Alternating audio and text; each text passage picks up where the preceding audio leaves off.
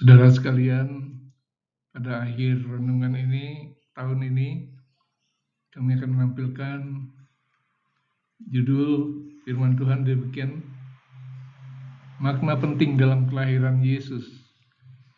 Untuk itu silakan subscribe, share, dan like renungan ini. Tuhan memberkati. Sesungguhnya, engkau akan mengandung dan akan melahirkan seorang anak laki-laki, dan hendaklah engkau menamai dia Yesus. Lukas 1 ayat 31. Pada saat merayakan Natal, terlihat wajah ceria anak-anak saat menari, bernyanyi, dan menerima kado Natal. Semuanya bergembira atas kelahiran Juru Selamat dunia. Namun, pernahkah kita memahami makna sesungguhnya dari kelahiran Tuhan Yesus? Apakah Natal sekedar acara bersukaria, makan minum, bersalaman, mengirim ucapan selamat Natal, tukar kado, memakai pakaian dan sepatu baru, menyaksikan atraksi hebat di gereja? Ternyata ada makna rohani yang diperlihatkan Allah atas kelahiran Yesus, yaitu makna kasih, pengampunan, kerendahan hati, kesederhanaan, pengorbanan, pendamaian, sukacita dari Tuhan, dan keteladanannya. Hanya mereka yang membuka hati bagi suara Tuhan yang mampu merasakan makna itu. Tetapi manusia duniawi tidak menerima apa yang berasal dari roh Allah, karena hal itu baginya adalah suatu kebodohan, dan ia tidak dapat memahaminya, sebab realitanya dapat dinilai secara rohani. 1 Korintus 2 ayat 14. Kita akan melihat kasih, pengampunan, dan keselamatan. Itu merupakan makna yang disampaikan oleh Yesus.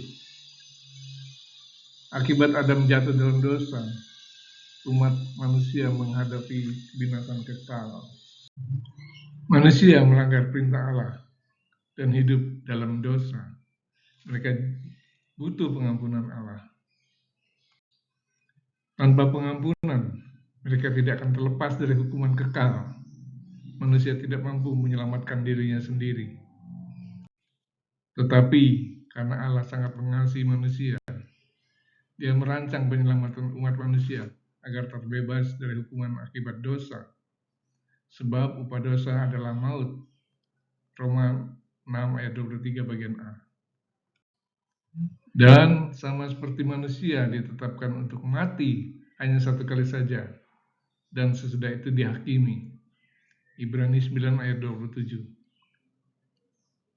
Karena begitu besar kasih Allah akan dunia ini, sehingga Ia telah mengaruniakan anaknya yang tunggal, supaya setiap orang yang percaya kepadanya tidak binasa, melainkan beroleh hidup yang kekal. Yohanes 3 ayat 16. Makna lain adalah wujud kasih Allah. Kelahiran Tuhan Yesus adalah wujud nyata kasih Allah yang membawa pengampunan dan pemberian anugerah keselamatan bagi mereka yang beriman padanya. Tetapi supaya kamu tahu bahwa di dunia ini anak manusia berkuasa mengampuni dosa. Matius 9 ayat bagian A. Sebab karena kasih karunia kamu diselamatkan oleh iman. Itu bukan hasil usahamu, tapi pemberian Allah. Efesus 2 ayat 8. Kemudian makna pengorbanan dan pendamaian. Yesus hidup berbahagia di surga. Namun Dia rela meninggalkan semua itu dan menyerahkan dirinya menjadi korban di kayu salib demi menebus dosa manusia dan jalan pendamaian serta pemulihan hubungan antara Allah dan manusia. Dalam keadaan sebagai manusia, Ia telah merendahkan dirinya dan taat sampai mati, bahkan sampai mati di kayu salib. Filipi 2 ayat 8. Makna berikutnya adalah rendah hati dan sederhana. Yesus adalah Allah yang merendahkan dirinya menjadi manusia. Firman itu adalah Allah. Firman itu telah menjadi manusia dan diam di antara kita.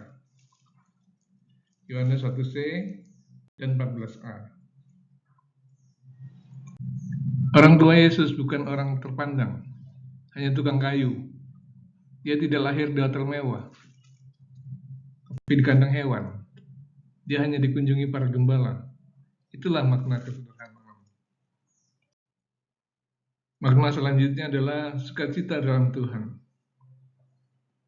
Berita kesukaan besar telah diwartakan oleh para malaikat atas lahirnya Sang Juru Selamat dunia. Lalu kata malaikat itu kepada mereka, "Jangan takut, sebab sesungguhnya aku memberitakan padamu kesukaan besar untuk seluruh bangsa. Hari ini telah lahir bagimu Juru Selamat, yaitu Kristus Tuhan di kota Daud." Lukas 2 ayat 10-11. Karena itu, patutlah kita selalu bersukacita, bukan dengan memuaskan kedagingan kita, tapi hidup dalam sukacita Tuhan. Bersukacitalah senantiasa dalam Tuhan. Filipi 4 ayat 4 bagian A. Dan makna berikut adalah keteladanan. Yesus menjadi teladan sempurna dalam memaknai kelahirannya. Dia tidak menunjuk malaikat atau orang lain, namun dirinya sendirilah yang melakukannya. Sebab aku telah memberikan suatu teladan kepada kamu, supaya kamu juga berbuat sama seperti yang telah kuberbuat kepadamu. Yohanes 13 ayat 15. Oleh karena itu, mari kita renungkan makna dari kelahiran Yesus. Kita tidak dilarang menyaksikan acara Natal spektakuler di gereja. Patutlah kita menghargai usaha dan jerih lelah panitia mencari dana dan menyiapkan acara. Namun renungkanlah makna kelahiran Yesus. Yesus telah memberi teladan. Apakah kita menolak mengikuti teladannya? Marilah kita, bukan hanya di malam Natal ini saja, namun setiap saat memahami makna sesungguhnya dari kelahiran Yesus dan meneladaninya. Wujudkan semua itu dengan memberitakan kabar kesukaan besar itu kepada orang lain yang belum mengenal Yesus. Wartakan bahwa kelahiran Yesus merupakan anugerah terbesar bagi dunia. Selamat Natal. Kiranya berkat Allah melingkupi kita semua. Amin.